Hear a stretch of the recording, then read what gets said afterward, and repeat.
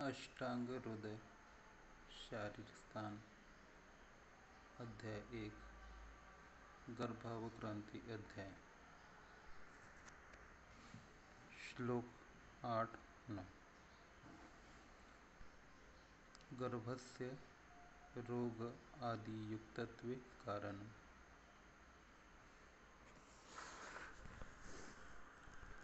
पूर्ण 16 वर्षा स्त्री पूर्ण विंशेन संगता शुद्धे गर्भाशय मार्गे रक्ते शुक्रे अनिले हृदि वीर्यवंत सुतं सुते ततो न्यून आब्दयो पुनः रोगी अल्पायु अधन्य वा गर्भो भवति नैव वा।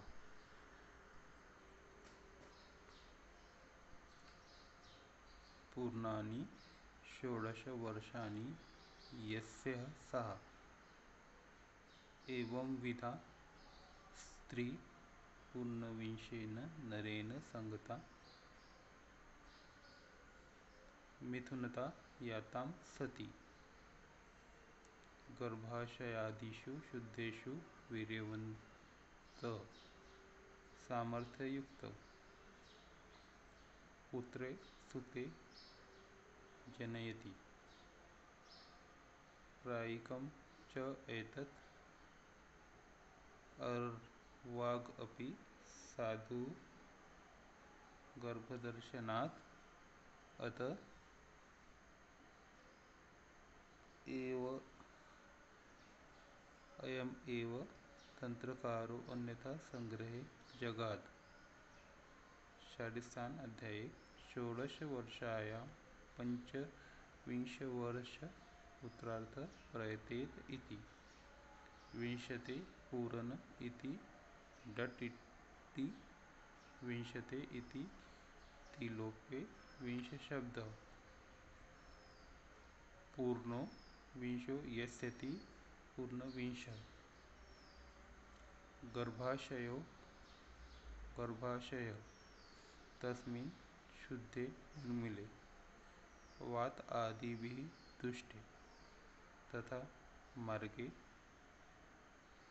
प्रकृतत्वाद् पद्य मार्गे वातादिभिः अदुष्टे तथा रक्ते स्त्री रजसी शुद्धे तथा शुक्रे उबीजे शुद्धे तथा अनिले शुद्धे पित्त आदिभिः अनावृते तथा हृदि शुद्धे दोषान् अधिष्ठिते असंतप्ते तत पूर्वोक्त द्वय परिणामात् न्यून आब्दयो हीनवर्षयो स्त्री पुरुषयो 15-18 वर्षयो रोगी भवति। रोग इति अतिशय इंद्रियमत्व अर्थीय ततो उत्पन्नो अल्पायु अधन्यश्च अप्रशस्तो गर्भो भवति न भवत्येव वा।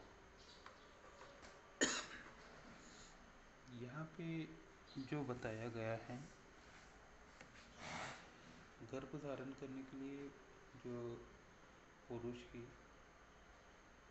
और स्त्री की आयु और क्या क्या कंडीशंस रहती है, दीर्घायु और वीर्यवान पुत्र प्राप्ति की, तो ये सब बताया गया है। जैसे यहाँ बताया गया है पूर्ण 16 वर्ष, तो ये उस काल की जो आयु थी गर्भ धारण करने की, उस समय विवाह जो होता था जल्दी हो जाता था, लेकिन विवाह के बाद में भी स्त्री को अपने माता पिता के घर घर ही रहना पड़ता था। और एक समय के बाद में गौना करके एक पद्धति रहती थी। तो गौना होने के बाद में जो स्त्री है अपने माता के घर से विदा हो गई, अपने पति के घर जाती थी। और यहाँ पे जैसा कि है पूर्णविंशेन संगता। पूर्णविंशेन संगता का मतलब होता है 20 साल की एज कंप्लीट हुए पुरुष के साथ उसका समागम। शुद्धे गर्भाशय। गर्भाशय शुद्ध का अभी हम क्या मतलब होगा? तो जैसा हम बोलते हैं कि रजस्राव पूरा हुआ होना चाहिए, जो मासिक रजस्राव इससे पहले के श्लोक में बताया गया 3 दिन कंप्लीट होना चाहिए, किसी का ज़्यादा भी हो सकता है। उसके बाद का जो पीरियड रहता है वो शुद्ध गर्भाशय रहता है और शुद्ध मार्गी। अब यहाँ पे किसी ने शुद्ध मार्गी का मतलब जो स्रोतस रहते हैं उसको शुद्ध रहने को बोला है, और किसी ने बोला है कि योनि अपत्य मार्ग शुद्ध रहने को होना। तो यहाँ पे प्रैक्टिकली अपत्य मार्ग ही ज़्यादा क्या बोलते प्रॉपर लगता है वर्ड यहाँ पे। अब इसमें शुद्ध शुक्र, शुद्ध शुक्र के लक्षण दिए गए हैं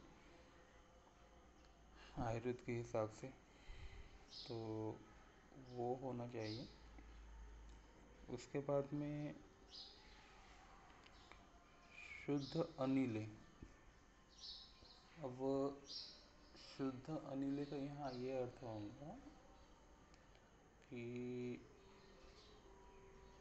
अपान वायु जो है, क्योंकि वहाँ पे मोस्टली वर्क जो रहता है अपान वायु का रहता है। अपान वायु दृष्टि नहीं होना चाहिए, मतलब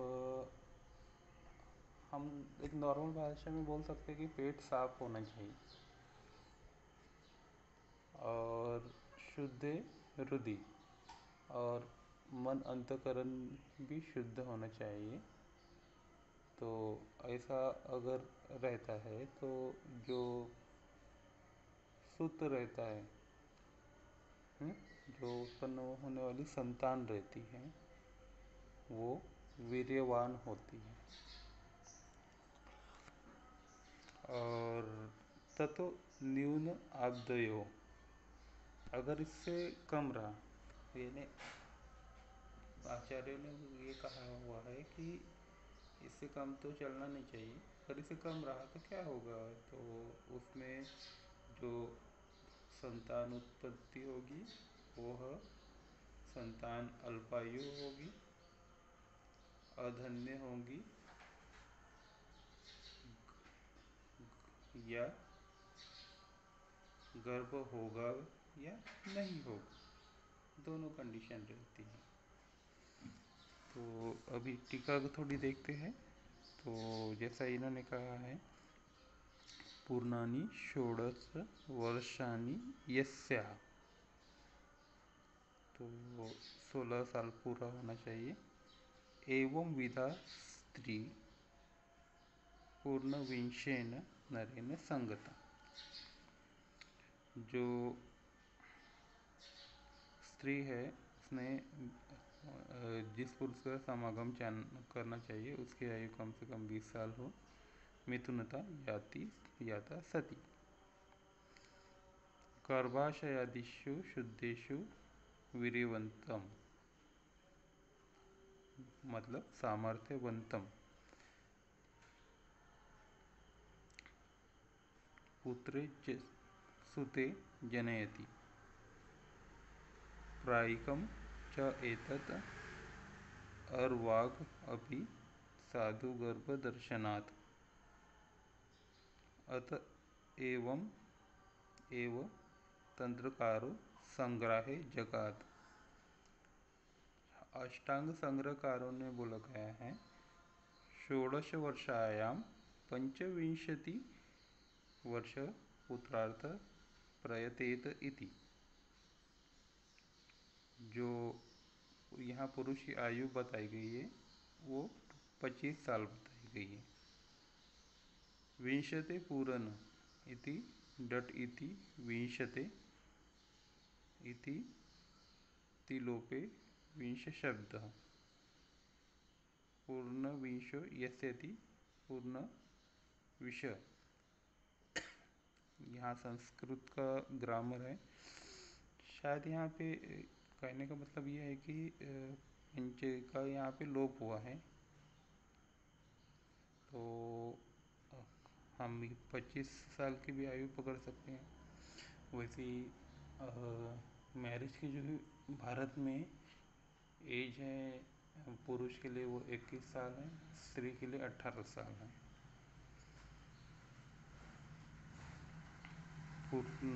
गर्भाशय से आशयो गर्भाशय। अब गर्भाशय से आशयो गर्भाशय, तो अब यहाँ पे हम सिर्फ गर्भाशय लेंगे कि गर्भाशय, ओरिस, वजाइना ये सब लेंगे, या ऐसा भी ले सकते हैं पूरी रिप्रोडक्टिव सिस्टम और उसका ब्रेन से रिलेटेड जो भी फंक्शन रहता है, पिट्यूटरी हार्मोन जो रहते हैं उन्हें भी यहाँ पे लिया जा सकता है।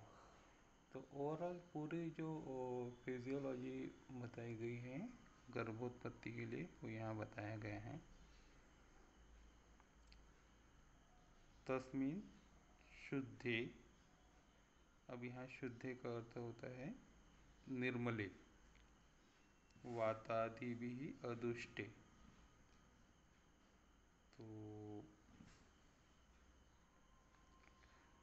वात आदि को अदुष्ट, तो यहाँ पे वात पित्त कफ इनसे अदुष्ट शुक्र होना, तथा मार्गे प्रकृतत्वाद अपत्य मार्गे, तो जैसे यहाँ मार्ग बोला गया प्राकृतिक अपत्य मार्ग होना, योनि दोष इसमें नहीं होना चाहिए। वातादि भी दुष्टे, ऐसा संहिताओं में 20 योनि व्यापृतों को वर्णन किया गया है, उससे रहित योनि होना चाहिए। तथा रक्ते स्त्री रजसी शुद्धि, तो शुद्ध रक्त होना चाहिए, मतलब शुद्ध या बीज भी बोल सकते हैं। तथा शुक्रे पुंबेजे शुद्धे, यहाँ शुक्र का अर्थ होता है जो पुरुष के जो बीज है वो शुद्ध होना चाहिए,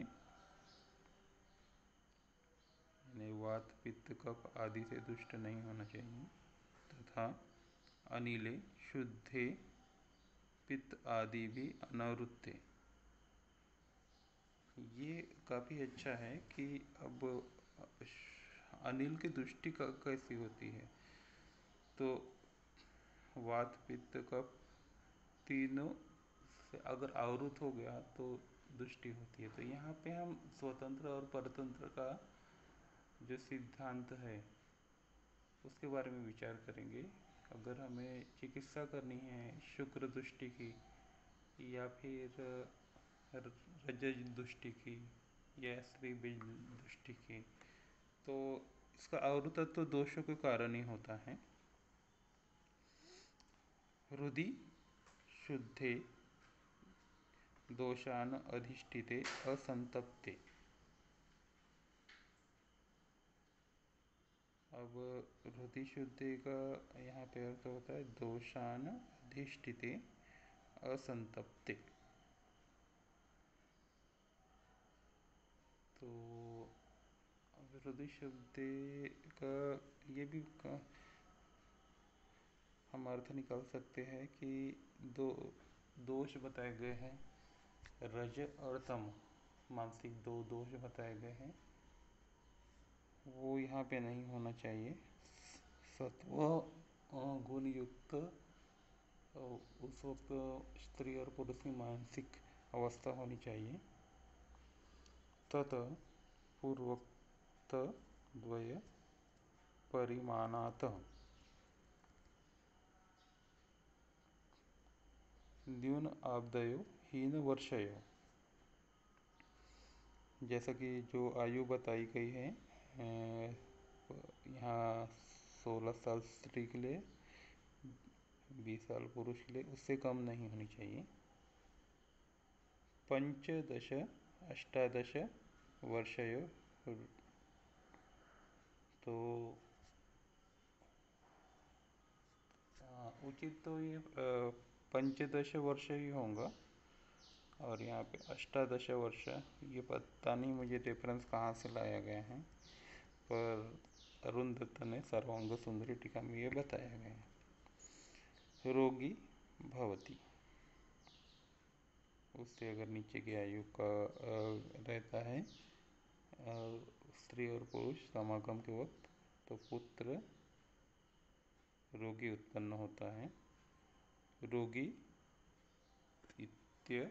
अतिशय निर्मलत्व अर्थी, तो धातु को पोषण नहीं हो पाता है, तो जाहिर सी बात है जो संतानोत्पत्ति होंगे उनके धातु का भी पोषण नहीं होगा।